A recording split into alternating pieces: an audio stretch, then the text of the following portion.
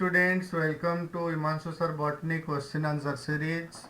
Chapter अभी नया है, principle of inheritance and variations. ठीक है, इसके बारे में क्वेश्चन आंसर डिस्कस करते हैं। आपको ले चलते हैं चैप्टर में। तो ये रहा आपका chapter, principles of inheritance and variation. तो ये चैप्टर में क्वेश्चंस बहुत सारे होंगे और इम्पोर्टेंट भी होंगे, और आप उसको ध्यान से देखिएगा और चैप्टर को अच्छे से याद कीजिए। ठीक है, principles of inheritance and variation. तो नेक्स्ट इस चैप्टर में क्वेश्चन में चलते हैं। ये क्वेश्चन आपके सामने है और इसको थोड़ा इसको ऑर्डरली इसको साइज कर लेते हैं। ये रहा क्वेश्चन। इस क्वेश्चन में पहला क्वेश्चन है, पहला क्वेश्चन देखिए। पहला क्वेश्चन है इसमें आपका, the degree by which progeny differ from their parents is known as। ये डिफर लिख रहा है। डिफर, डिफर मतलब dissimilarity between parent and offspring. इसको हम बोलते हैं वेरिएशन, राइट। और वेरिएशन को भी बोलते हैं the dissimilarity among the individuals of one species, right. ये वेरिएशन स्मॉल होता है, कंटिन्यूस होता है, और कभी कभी डिसकंटिन्यूस वेरिएशन होता है जिसको हम म्यूटेशन बोलते हैं। ठीक है, बाकी टर्म्स जानते हो। Genetics is the study of heredity and variation. Heredity जानते हो, transmission of character from one generation to other. Inheritance को भी वही बोलते हैं, transmission of characters. Next come to Sahiwal cause.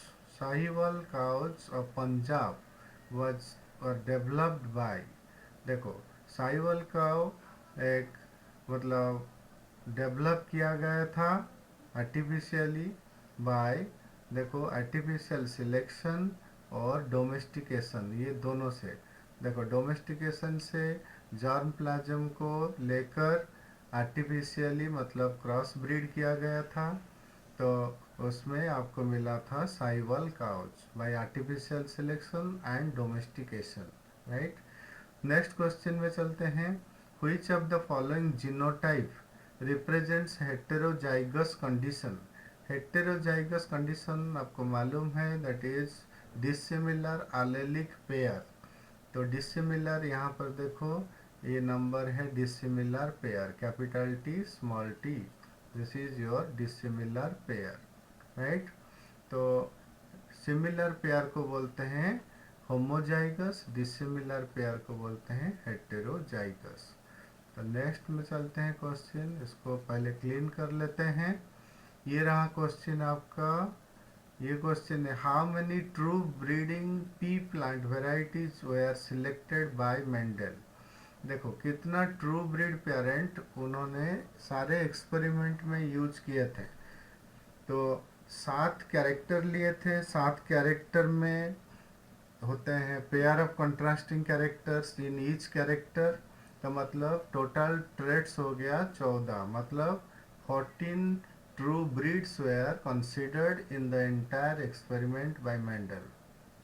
ठीक है, एक कैरेक्टर के लिए हो गया 2 ब्रीड, तो 7 कैरेक्टर के लिए 14 breed. Next, Mendel selected Pisum sativum for hybridization experiment because of. तो पाइजम सटाइवम को क्यों सिलेक्ट किया था? बिकॉज अब देखो ये सारे ऑप्शंस हैं, इसमें यही वाला करेक्ट है। This is clear contrasting characters and short life span. मतलब पाइजम का लाइफ स्पान होता है 2 to 3 months, और ये क्लियर कंट्रास्टिंग कैरेक्टर दिखाता है। मतलब जितने 7 कैरेक्टर थे, सब कैरेक्टर में सारे कैरेक्टर मतलब डोमिनेंट, रिसेसिव, वो कंट्रास्टिंग मतलब क्लियरली विजिबल थे। ठीक है, नेक्स्ट क्वेश्चन में चलते हैं।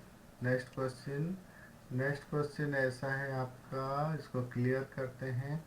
नेक्स्ट क्वेश्चन में आपको मिलेगा, mark the odd one with respect to dominant trait in garden pea.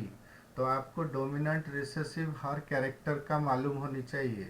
तो यहाँ पर डोमिनेंट देखो, डोमिनेंट सब कुछ है। यहाँ पर येलो पॉड जो लिखा है ये रिसेसिव कैरेक्टर है, क्योंकि पॉड का डोमिनेंट होता है कलर ग्रीन, और बाकी ये पोजीशन ऑफ फ्लावर एक्सियल है डोमिनेंट, और ये इन्फ्लेटेड है डोमिनेंट, येलो सीड है डोमिनेंट, ये वाला है आपका recessive.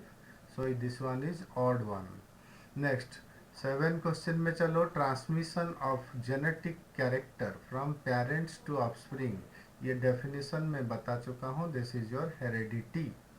Next, who coined the term allele, तो एलेली टर्म किसने दिया था? कभी कभी टर्म के बारे में भी क्वेश्चन आ जाता है, तो याद रखना बेटसन। तो Bateson gave the term allele. Bateson also gave the term genetics, right. Bateson is called father of modern genetics. तो नेक्स्ट में चलते हैं। नेक्स्ट क्वेश्चन ऐसा है, इसको क्लियर कर लेते हैं।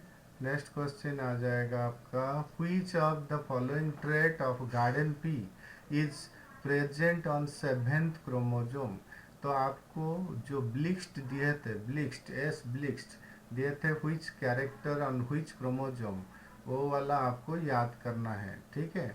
उसमें आपको क्लियरली मैं बता दूंगा दूसरे लेक्चर में। और सीड सेप जो है ये होता है ऑन 7th क्रोमोजोम, ठीक है। 7th क्रोमोजोम में होता है seed shape. Next, all traits can express themselves in heterozygous condition except, देखो जो हेटेरोजाइगस कंडीशन में एक्सप्रेस होगा that is your dominant trait. देखो tall dominant, axial dominant, violet dominant. और ये रिंकल सीड जो है ये रिसेसिव ट्रेट है। Recessive trait only expresses in homozygous condition, ठीक है। तो नेक्स्ट आपको ले चलते हैं दूसरे पेज में। क्वेश्चन और भी अच्छा होगा, उसको ध्यान से देखिएगा, इसको ऑर्डरली कर लेते हैं। तो नेक्स्ट क्वेश्चन इस टाइप का है। पहला क्वेश्चन देखो, पहला क्वेश्चन है, the phenotype of F1 hybrid resembles either of the two parents is, देखो जो डोमिनेंस होता है ना, डोमिनेंस जब एप्लीकेबल होगा तब F1 हाइब्रिड ये डोमिनेंट कैरेक्टर के साथ मैच करता है, ठीक है।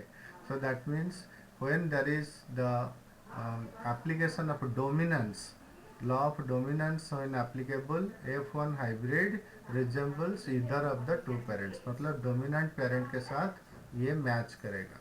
नेक्स्ट 12 में देखो, Mendel proposed law of dominance and law of segregation based on his observation on, देखो law of dominance, law of segregation दोनों है मोनोहाइब्रिड क्रॉस का कंक्लूजन। तो monohybrid cross is the cross between two parents by taking one character into consideration और a pair of contrasting characters, right. उसका conclusion है law of dominance the first law and law of segregation the second law by Mendel. Next test cross जानते हो, the F1 when crossed with the recessive homozygous parent. Next dihybrid cross जानते हो, the cross between two parents taking two characters into account. Out cross जानते हो, this is the cross between the F1 with the homozygous dominant parent, right? Then come to 13. Which of the following phenotypic ratio was found by Mendel in F2 generation of a dihybrid cross? ये पूछा है phenotypic ratio, इसको याद रखना है, that is your 9331। इसको कैसे निकालते हैं, 3:1 टू द पावर 2, मतलब डाइहाइब्रिड क्रॉस के लिए 2 लिखते हैं, तो 3:1 इंटू 3:1 ये हो जाएगा 9331, राइट। नेक्स्ट क्वेश्चन आपका देखते हैं, और आप ये क्वेश्चन एक एक करके मेरे साथ सॉल्व करो, तो इससे आपको एनर्जी मिलेगा, कॉन्फिडेंस मिलेगा, राइट। तो इसमें आप देखो, अभी मैं बता रहा हूँ, जो लोग आप सब्सक्राइब नहीं किए हो कर लेना, क्योंकि ये क्वेश्चन सीरीज मैं कंटिन्यू करूँगा, लॉकडाउन में आपको काम में आ सकता है। तो मेंडलिज्म सबसे इम्पोर्टेंट है और इसको ध्यान से आपको कंप्लीट करना है। और ये principle of inheritance chapter as a whole conceptual होता है,